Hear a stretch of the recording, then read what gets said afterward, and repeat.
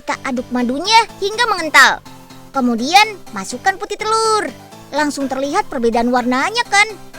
Selagi menunggu adonan mengembang, kita masak gula cair dalam suhu 150 derajat Celcius. Gulanya jadi kental seperti ini. Adonan madu dan gulanya tinggal dicampur deh untuk membuat permen nugget khas Perth, Australia. Nah, bahan yang harus ada di nugget adalah kacang. Pabrik ini menggunakan kacang almond untuk nuggetnya. Panggang kacang almond selama 10 menit. Ini cara untuk menghasilkan rasa otentik. Kandungan gizinya pun terjaga sempurna. Setelah warna kacang terlihat lebih gelap, tinggal campur deh ke dalam adonan. Sekali buat, mesin ini bisa mengolah 8 kg adonan nugget. Dan ini dia nugget yang sudah jadi. Gunakan minyak spray agar tidak menempel di tangan dan nampan. Sip, kalau nampan sudah padat, masukkan ke dalam ruangan pendingin supaya nugget keras dan tidak menempel lagi. Setelah 5 menit, nugget siap kita potong. Gunakan mesin potong canggih ini. Mesin bisa memotong 220 nugget sekaligus. Wih, nugget ini masih harus didinginkan lagi ya, biar teksturnya jadi sempurna dan enak saat dimakan. Setiap hari pabrik ini bisa memproduksi 400 kg nugget atau setara dengan 40.000 potong nugget. Intip yang khas lainnya dari benua Australia dalam episode Virtual Traveling Benua Hijau. Ikut Unyil wisata keliling Australia sampai selesai ya. Yuk kita kemon. Si Unyil, yuk kita kemon. Dunia mengenal Australia karena produk-produk peternakannya yang berkualitas.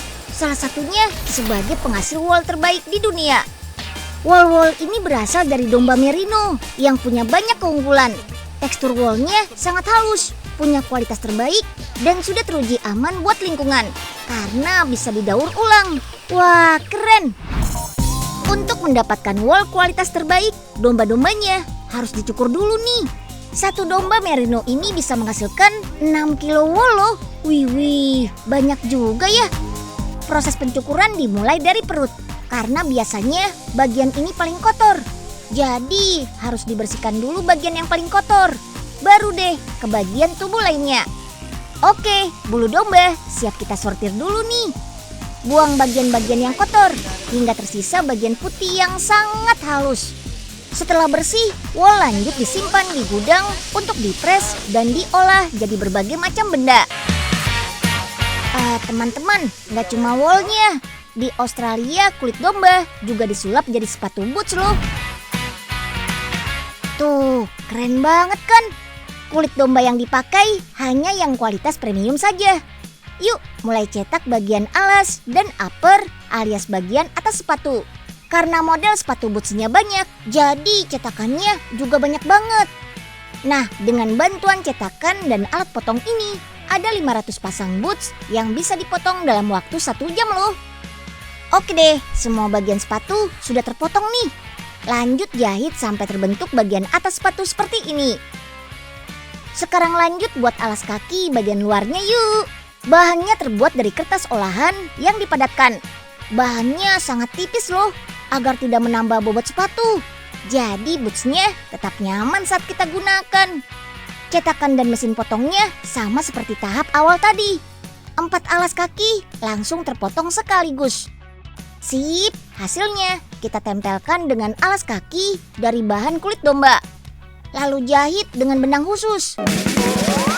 Sekarang satukan bagian alas dengan bagian atas sepatu. Sip, ini dia hasilnya. Keren banget kan? Terakhir, tinggal pasang sol karet deh. Gunakan lem khusus yang bisa merekat kuat sampai puluhan tahun. Mantap! Biar makin kuat, tekan dengan mesin berbobot hampir 1 ton. Sepatu boots khas Australia sudah jadi. Saat musim dingin, sepatu boots ini jadi benda wajib bagi masyarakat Australia. Karena kulit dan bulu domba bisa menghangatkan kaki. Kalau ngomongin hasil peternakan Australia, produk dairynya gak boleh ketinggalan nih. Karena Australia adalah salah satu negara penghasil susu sapi terbaik di dunia. Sapi-sapi perah dibiarkan bebas, berkeliling area peternakan seluas 1 hektar ini. Mereka juga selalu disikat sampai bersih, biar tidak ada kuman dan bakteri yang menempel di tubuh sapi. Setelah bersih, baru deh kita kasih minum. Beberapa anak sapi yang masih berumur 6 bulan sengaja dibiarkan berbaur dengan pengunjung, biar anak-anak bisa bermain dengan anak sapi yang lucu-lucu ini. Oke deh, sekarang kita lihat proses pemerahan sapinya yuk. Sapi-sapinya harus bergiliran masuk ke dalam ruangan perah nih. Perah susunya sudah pakai alat canggih loh. Sekali proses, ada 20 sapi yang dipasangi alat perah otomatis ini. Dari satu alat perah bisa menghasilkan 10 liter susu sapi. Dan hanya butuh waktu 10 menit saja. Itu artinya dalam waktu 10 menit bisa menghasilkan 200 liter susu sapi segar. Wah, banyak banget kan? Nah, uniknya di sini, sapi akan makan selama proses perah. Cara ini ternyata bisa menghasilkan susu yang berkualitas loh. Susu yang terkumpul langsung dialirkan ke pabrik melalui pipa-pipa ini. Susu sapi akan diolah dalam tangki besar ini. Tangki ini panas loh, suhunya mencapai 90 derajat Celcius. Tujuannya untuk mencegah bakteri tumbuh dalam susu. Lanjut ke tahap pengisian. Menggunakan mesin pengisi otomatis ini deh. Kecepatan dan jumlah susu yang harus masuk ke dalam botol sudah diatur otomatis nih. Setiap hari pabrik bisa menghasilkan 10.000 botol susu sapi untuk dijual ke seluruh daerah di Australia. Minum susu sapi itu sangat bagus untuk kesehatan. Kaya kandungan protein yang bagus sekali untuk pertumbuhan anak-anak. Kalsium dalam susu juga jadi zat penting untuk kesehatan tulang. Begitu juga dengan produk turunan susu, seperti keju khas Australia ini nih. Untuk membuatnya, susu segar yang sudah dipasteurisasi akan dicampur dengan bahan pengental susu. Proses fermentasi akan terjadi dan membentuk keju setengah jadi. Kadar air keju setengah jadi akan dibuang. Kemudian lanjut dimasak agar teksturnya lembut dan lentur. Untuk memadatkan tekstur dan memperkuat rasanya, keju bakal direndam air dingin dan disimpan dalam ruangan dingin selama 1 hari. Nah, ini dia hasilnya. Keju terbaik made in Australia. Varian kejunya ada banyak loh, seperti keju mozzarella, provolone, cheddar, dan lumi. Selain memproduksi keju dalam bentuk balok besar, ada juga nih keju parmesan siap makan. Kejunya dipotong kecil-kecil di mesin penghancur ini. Kemudian tambahkan tepung tapioka biar nggak saling menempel. Haluskan dengan mesin otomatis. Lalu kemas dalam plastik ukuran 1 kg ini. Yummy!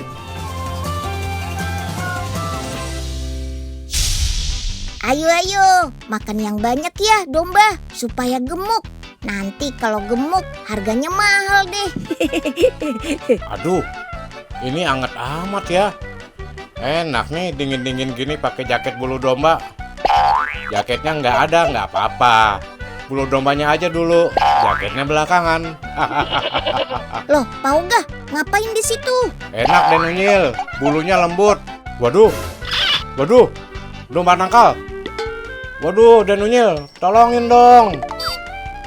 Domba, ini tangan Oga bukan rumput. Ya ampun. Aduh, tolong. Lagian sih, Pak Oga ada-ada aja.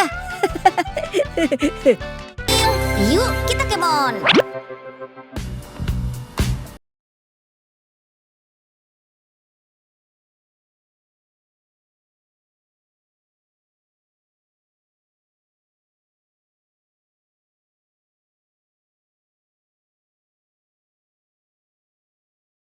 Dijamin beda deh dari sosis lainnya. Ayam-ayam yang akan diolah ini didatangkan langsung dari peternakan luar kota dalam kondisi sudah bersih. Biar mudah mengolahnya, daging ayam ini harus dibuat file dulu dengan memisahkan bagian kulit dan tulangnya. Setiap hari pabrik ini mampu menghabiskan 450 ekor daging ayam utuh untuk dibuat berbagai olahan. seperti chicken schnitzel atau ayam file yang dibalut tepung roti ini. Untuk olahan jenis ini hanya butuh daging ayam bagian dadanya saja. Potong tipis-tipis dagingnya, lalu masukkan ke dalam mesin otomatis untuk dilumuri dengan bumbu dan tepung roti. Wah, jadi nggak perlu pakai tangan langsung deh. Nah, ini dia hasilnya. Terus ada juga sate ayam khas western. Nah, berhubung pesanannya lagi sedikit, jadi buatnya manual saja ya. Biasanya sate ayam ini diberi tambahan potongan paprika merah dan hijau. Sip, siapa yang mau sate ayam khas western? Tapi sate ayam yang ini belum ada bumbu kacangnya ya. Oke, sekarang kita ke bagian pembuatan sosis ayamnya. Yang membuat beda sosis ayam ini adalah campuran bumbunya, yaitu dengan menambahkan sayuran bayam. Banyaknya vegetarian di Australia menjadi alasan pabrik ini untuk membuat sosis ayam dengan campuran sayur.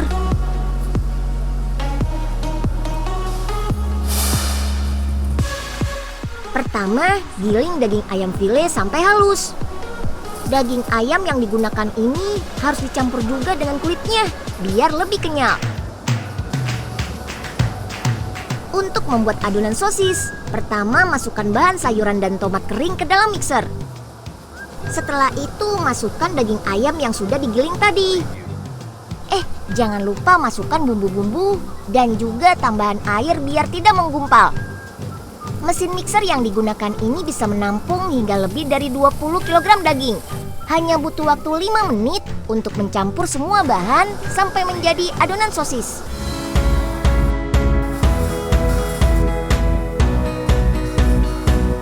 Nah, adonan sosisnya sudah jadi nih. Sekarang tinggal mencetak dan mengemasnya menjadi sosis. Adonan sosis ayam seberat 40 kg ini nantinya bisa digunakan untuk membuat 5.500 sosis. Mencetaknya pakai mesin canggih ini nih. Mesin pengemas ini sudah dilengkapi dengan penyerap kotoran sesuai standar industri makanan di Australia. Jadi dijamin higienis dan aman dikonsumsi.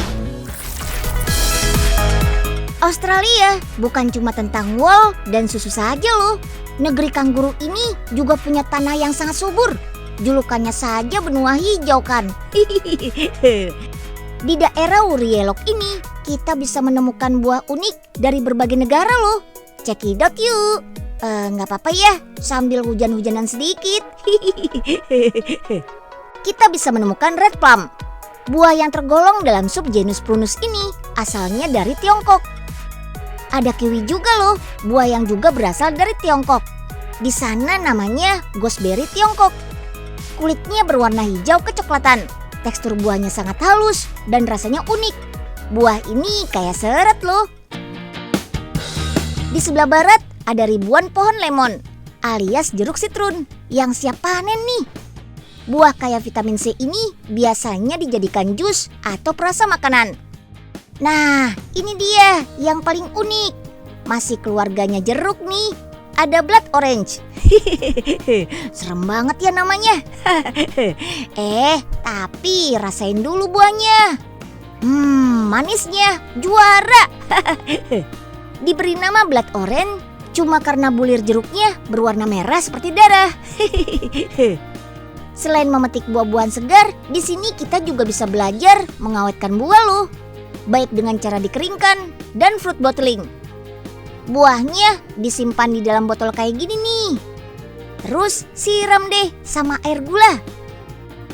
Botol yang sudah ditutup rapat lanjut dimasak selama 30 menit.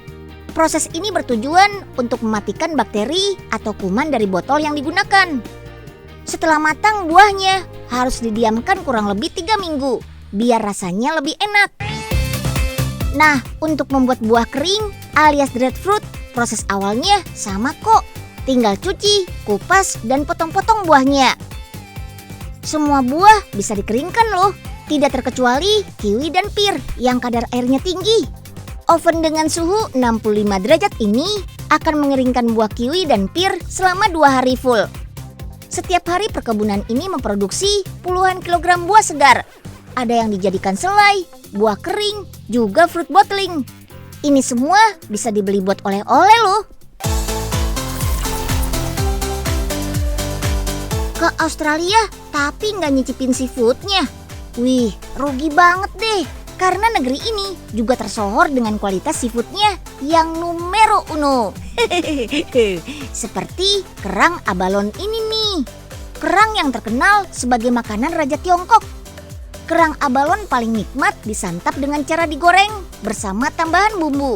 Bikinnya gampang loh. Pisahkan dulu kerang abalone dari kulitnya. Potong-potong sesuai selera. Sip, kemudian tinggal goreng dengan tambahan mentega supaya gurih. Let's go mister, goreng abalonnya sampai matang ya. Tambahkan bawang putih supaya lebih terasa sedapnya. Hanya butuh waktu sekitar 10 menit saja untuk menyantap lezatnya abalone ini. Jangan lupa tambahkan perasan lemon supaya lebih segar rasanya.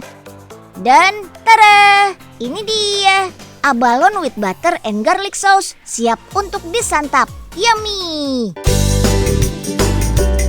Wilayah perairan Antartika Great Southern Ocean yang mengelilingi Australia membuatnya menjadi tempat yang bagus untuk peternakan hasil laut seperti kerang abalone atau haliotis.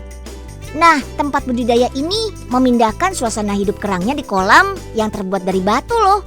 Bukan perkara gampang karena harus menjaga suhu hidup kerang tetap dingin, persis seperti di dasar laut. Di balok-balok kecil ini adalah kerang abalone yang masih berusia 1 tahun. Dalam satu balok biasanya dapat tumbuh 100 abalone. Mereka membutuhkan oksigen yang cukup untuk tumbuh kembang. Oh iya, air yang digunakan beneran air laut loh. Pipa-pipa besar ini yang membawa air laut dari Great Southern Ocean yang terletak 300 meter dari sini. Setiap hari puluhan ribu liter air laut per detik dipompa. Diatur dengan mesin dan generator yang super canggih. Air laut akan dipompa masuk dan dikembalikan lagi ke laut setelah digunakan dan disaring bersih. Air yang tumpah setiap 1 jam sekali ini ternyata ada fungsinya teman, yaitu sebagai sirkulasi oksigen yang baik untuk kerang abalone. Dan juga membuat tempat abalone hidup senatural mungkin seperti di dalam laut. Makanan yang diberikan juga nggak sembarangan loh, bahkan sengaja diramu khusus, memakai makanan olahan yang banyak mengandung nabati. Saat yang tepat untuk memanen abalone adalah saat berusia 2,5 tahun. Di usia segini, ukuran abalone sudah cukup untuk dikonsumsi. Mengkonsumsi abalone ini ternyata baik untuk kesehatan. Kandungan protein yang tinggi dapat membantu perkembangan sel-sel otak kita karena berguna dalam mensuplai asam amino ke otak. Asam amino ini juga bisa meminimalisir gangguan pernapasan loh. Kandungan kalium dan magnesium yang ada pada kerang juga sangat berguna dalam menurunkan tekanan darah. Untuk itu disarankan untuk mengkonsumsi kerang paling tidak 2 kali dalam seminggu. Setelah dipanen, abalone ini harus dikeringkan terlebih dahulu, sekitar 2 hingga 3 hari.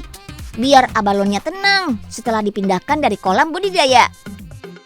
Nah, kalau abalonnya sudah disimpan 3 hari, kita cuci dulu supaya terhindar dari kotoran yang menempel. Dan juga untuk menghilangkan kadar garamnya. Maklum, kan proses budidayanya menggunakan air laut. Jangan lupa rumahnya juga dibersihkan ya. Meskipun nggak bisa dimakan, cangkang kerang abalone biasanya dipakai untuk pernak-pernik perhiasan. Kalau sudah bersih, abalonnya siap untuk di-packing. Dalam 1 kilogram biasanya berisi 8 hingga 10 kerang abalone. Mantaps! Yuk kita kemon. Kelar keliling dunia hijau, waktunya beli oleh-oleh di Victoria Market yuk. Destinasi wisata belanja paling damai di Australia. Pasar ini sudah ada sejak 18 Maret 1878 loh. Wih, umurnya sudah lebih dari 140 tahun. Di sini ada banyak pernak-pernik khas Australia, seperti tempelan kulkas, boneka, jam, kartu pos, sampai kerajinan suku asli Australia. Harganya murah meriah loh, gak cuma oleh-oleh. Pasar ini juga menjual kebutuhan sehari-hari kok. Yuk dibeli. Oke deh, ini dia akhir wisata virtual bareng Unyil. Sampai jumpa minggu depan. Happy Holidays!